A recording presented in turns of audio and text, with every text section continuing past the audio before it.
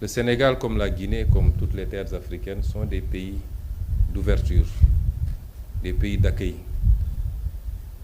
Chaque pays doit réglementer évidemment les entrées et les sorties sur son territoire national, ne serait-ce que pour des soucis de sécurité. Mais au-delà de ce contrôle minimal qui ne peut manquer, nos pays sont réputés être des traditions d'accueil. Et c'est pourquoi il y a des idéologies que nous ne pouvons pas accepter. Elles sont intolérables. Nous ne pouvons pas accepter des idéologies xénophobes.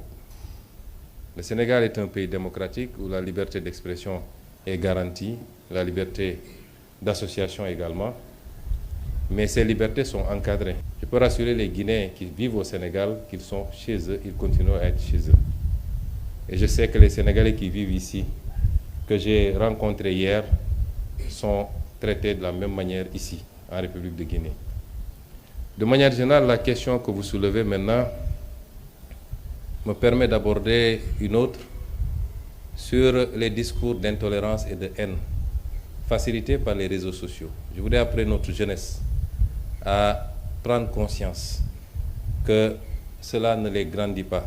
Ce n'est pas toute notre jeunesse, mais ceux qui se livrent à ces discours, quelquefois appuyés par des politiques, malheureusement.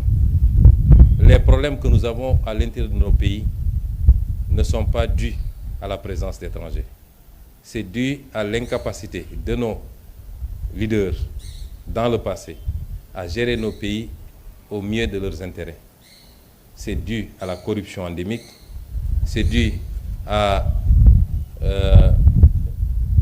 la manière dont nos ressources naturelles ont été bazardées pour la plupart, notre incapacité à avoir une vision articulée, cohérente, permettant de travailler, d'industrialiser nos pays, de créer des emplois et de l'offrir aux jeunes. C'est ça nos vrais problèmes. À chaque fois que des pays ont des problèmes, y compris dans les pays occidentaux, vous le verrez, c'est l'autre qui est le responsable. Et on commence à chercher et à désigner.